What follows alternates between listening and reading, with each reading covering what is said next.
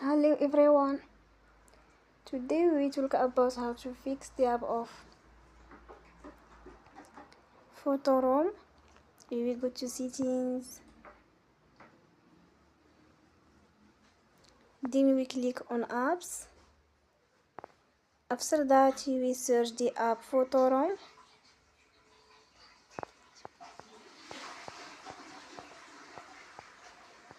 And we click. Then you will on for stop.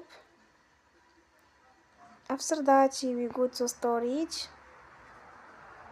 Then we click on clear cache. In the end, you will turn your Wi-Fi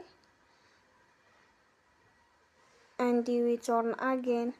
Don't forget to support us by like and subscribe. See you next time.